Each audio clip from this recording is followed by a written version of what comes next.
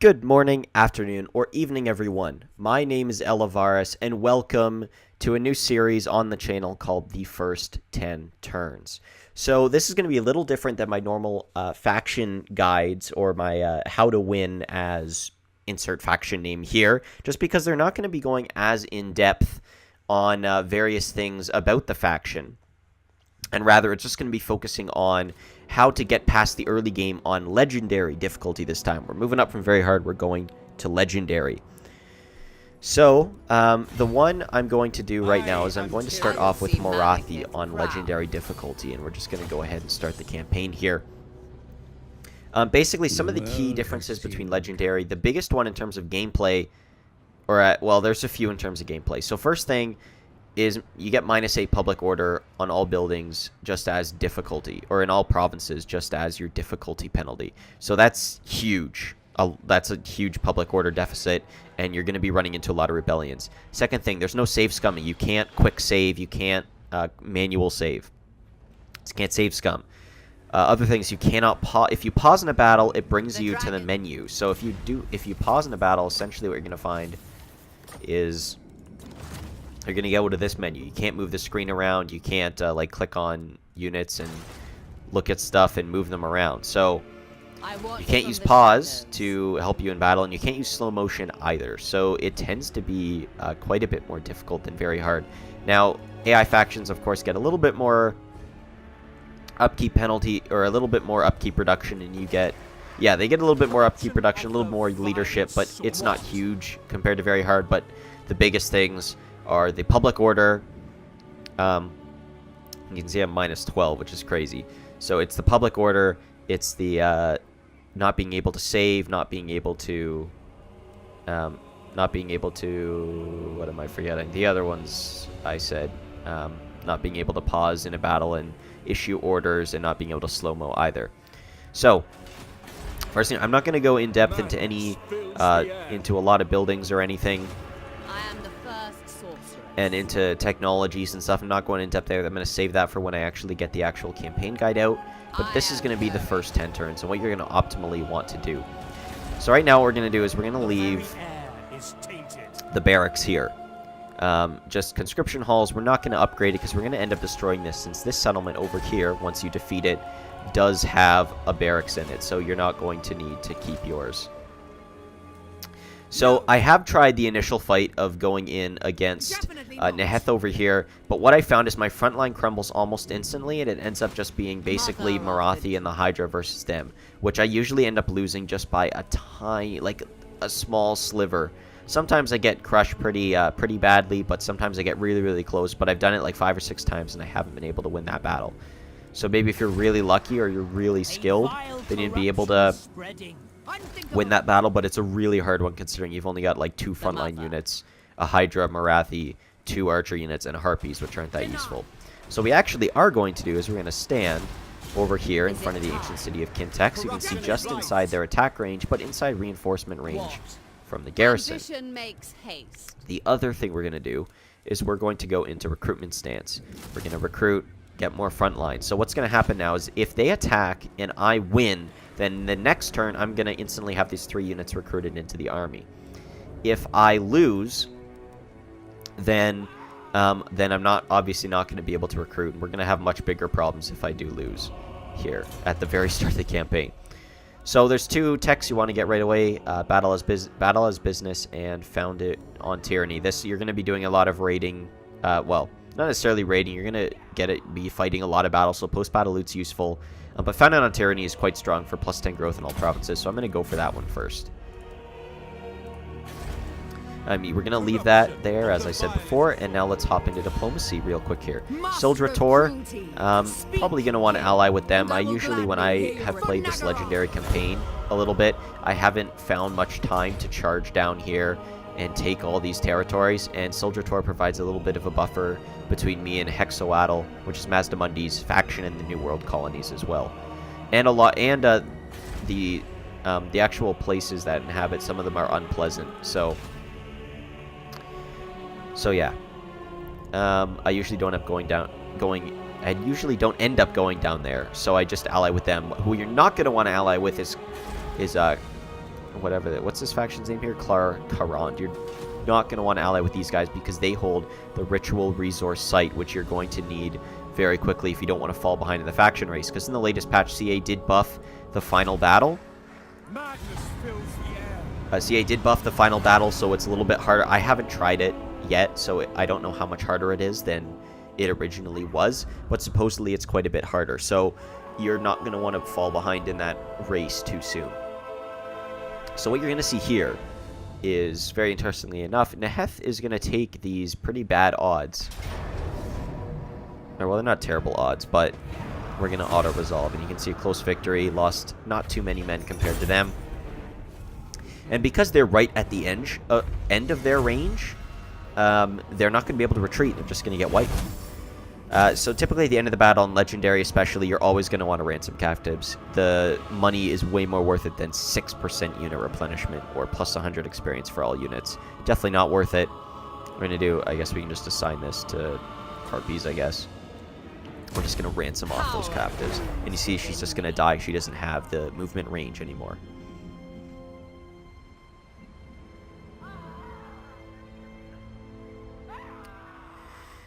So, now we're going to move very quickly with that army out of the way. Their other army is over at their capital over in Bleakholds. Right over here, Bleakhold Fortress. So we're not going to have to worry about that army coming over. And you can see we just got our 3 new Dreadspear recruits. But yeah, we're not going to have to worry about them. So we can just basically just take this province right away. So we're just going to go to March Stance, charge right up so we can take it next turn. City Kintex. So we're not going to be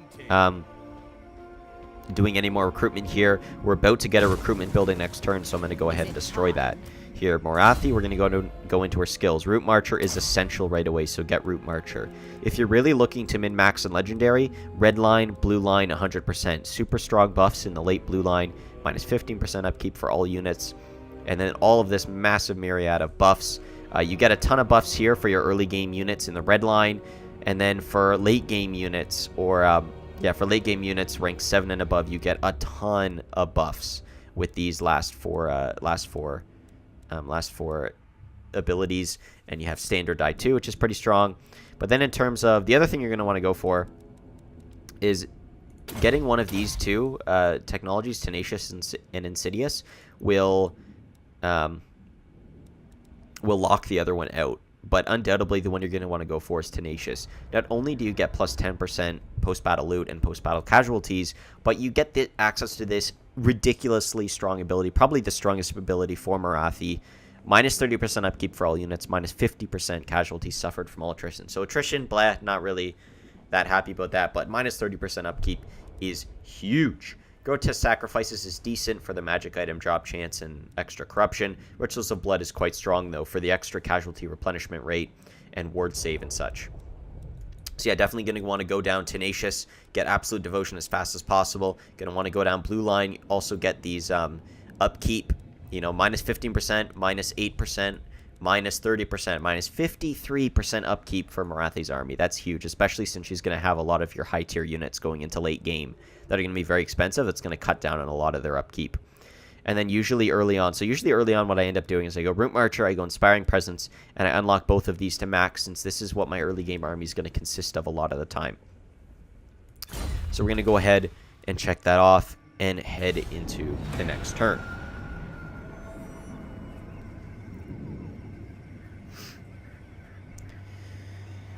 Whew. So yeah, not much else to do with diplomacy. There's not many factions that want to do anything with you. The other faction, you have a faction, I think, yeah, Dracula Coven, that automatically has a non-aggression pact with you, but they don't want anything else. You've got Sildra, which we already did our non-aggression pact, and they usually don't want anything else for a while. Clara Karan, we're going to be attacking, so we don't want to ally with them. So really not much other things we can do here. So we did get our demolition complete there. We're going to do is we're going to go ahead and build our growth building right away. Going to want to get that growth, upgrade our main settlement chain buildings. Now we're going to go in for Iron Spike. We're going to get an easy auto resolve. Obviously, for all of these battles, if you want to min-max, you're going to want to fight the battles manually. So you do have the best chance of losing very few units. We probably wouldn't have lost 100 units if we actually fought this. But now what we're going to do is we're going to go ahead and occupy. We don't want to sack because I already destroyed this building. I already destroyed recruitment in our main settlement. And there is a recruitment building here. So if we sack, this will be damaged and thus we won't be able to recruit for a turn. I'm going to go ahead and upgrade this building. And now what we're going to do is we're going to go ahead and just get more frontline units. We're going to build our army up here. Going to get Morathi. We're going to get Inspiring Presence. Get that extra leadership for her troops. Going in for heroes. So Khainite Assassin. No matter what hero it is, typically the first thing I always get is... Well, the first things I get are always campaign benefits. But I always go Specialist first. Get that extra success chance and minus hero action cost. So go for that right away. Not much else we can do, so we're going to end turn here. You can see we're building up quite the stockpile of coins, which is going to be good as we start to move into more recruitment. Don't want to get too low on the money, especially when we need to upgrade things at speed. So with the combination of releasing captives for money and taking settlements and such, we're making quite a bit of money, along with all these quests that are popping up. So now we can go ahead and upgrade our growth building to level 2. We're going to move Morathi. It's very important you put her into March stance, or else you won't be able to take this settlement right away. So we're going to go ahead, put her in a March stance, and move her all the way over to here. You can see Bleakhold Fortress is actually under siege, and I believe that is Tiranoc, as you can see, owns Arnheim, this port. And that's going to factor into your early game strategy quite quickly. You're going to want to end up to clearing Tiranoc from the continent very, very fast, because if you don't, then combined with the public order, which is giving you tons of rebellions all over the place, you don't want a Tiranoc stack coming out of nowhere and wiping your force, because if you're bouncing back and forth between rebellions and then a Tiranoc stack comes out of nowhere, you usually can only have one stack in the early game on Legendary, especially in this campaign from what I've seen. So you're gonna probably be too stretched thin and end up losing because of that. And I did lose my first attempt at this campaign on Legendary exactly because of that. I didn't take Tiranoc off the continent, and as a result, they were able to sneak in here while I was dealing with rebellions and basically screw me over. We can see here we do have mission issued to establish a trade agreement with Sildra Tor. So let's see if they do want that. Unfortunately, I actually don't have a route to their capital, so I won't be able to do it at the moment anyways.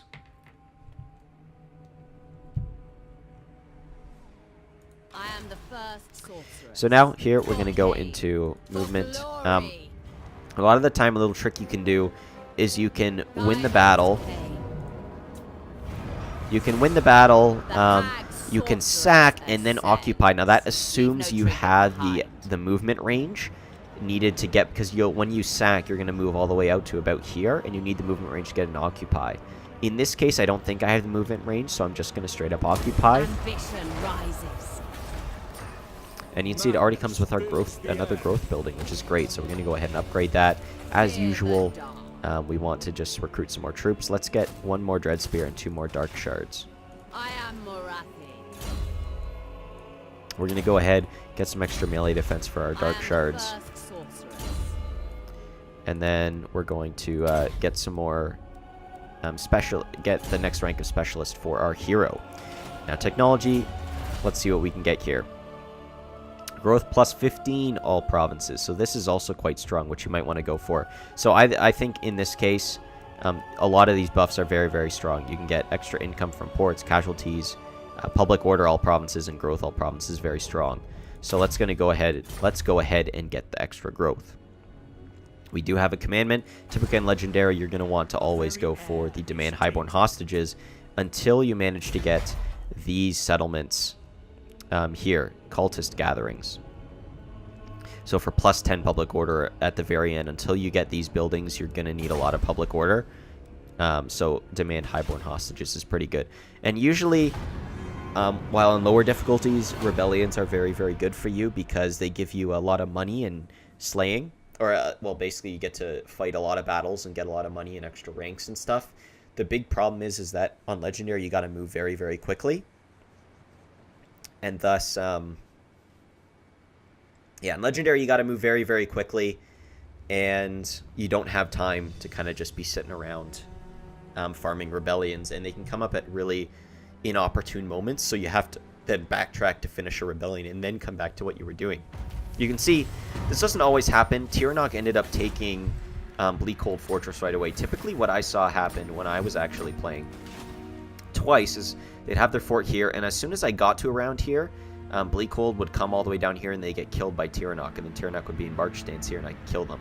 But in this case, they took the Bleakhold Fortress right away. The mother. Now in this case, what I'm going to do is I could charge all the way out to here, but let's just go ahead and scout this out a bit with our scout and see what we're looking at here.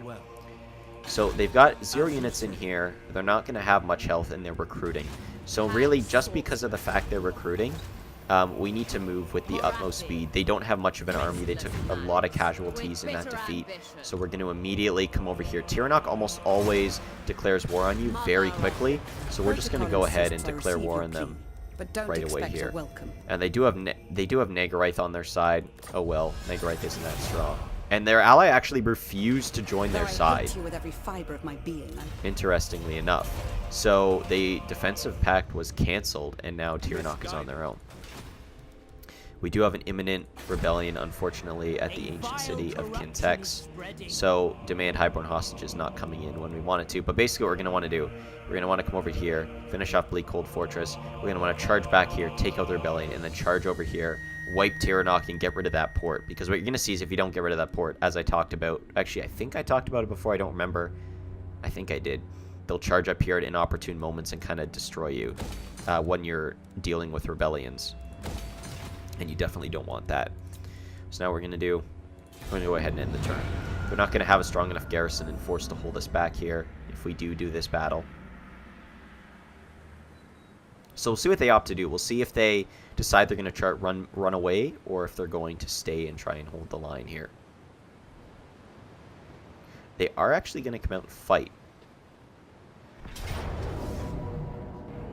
So it says it's pretty low, but this is a pretty easy battle to win. So I'm going to go ahead in the footage and skip over this battle, just because it's supposed to be about early game campaign stuff and not about fighting lots of battles. So we're going to go ahead and skip this battle. And this is actually going to be really good for us, because the Hydra actually does have a siege attacker. So you can go in immediately on very, like, for example, their garrison's going to be really weak. So we don't need to, and because of the Hydra, we don't need to just wait out a siege. So we can just, we can go in, wipe the stronghold, take it, run back, deal with the Chaos Army, and then come back over here. Now, another thing you can do, instead of dealing with the Chaos Army, actually, it might be a better idea, which I'll talk about after this battle. So I'll see you guys after this battle.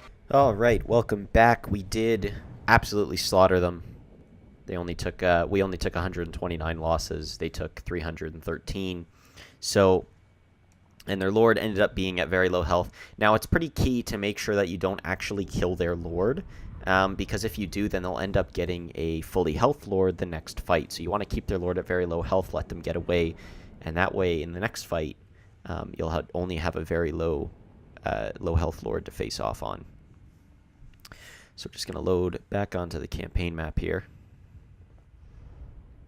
One thing to note also about Legendary, actually, I don't know if it's specific, I don't think it's actually Legendary, just Total War Warhammer 2 in general. One of the big things is that recruiting extra armies gives plus 15% upkeep to all units faction-wide. So every army you have gives just way more, upkeep to all of your other units. So typically you want to try and keep a few armies small and elite armies. So you see, we're just gonna win that battle, and now let's see what they end up doing. So they're just going to try and muster there. Not really the best of options for them. And let's see what Chaos does. So let's see if they go in for the siege right away. It doesn't look like they will. So they've got a stack of 6, which is not going to be enough to take Kintex so far. So there's kind of 2 options we have here. Well, first things first, we're going to wipe Tiranoc.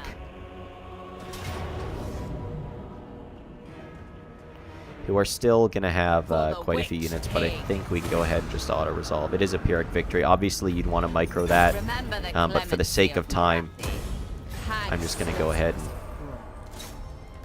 just beat the heck out of them. So we're just going to straight up occupy. And they didn't actually end up building anything there, so that's fine for us. So now there's basically two options here.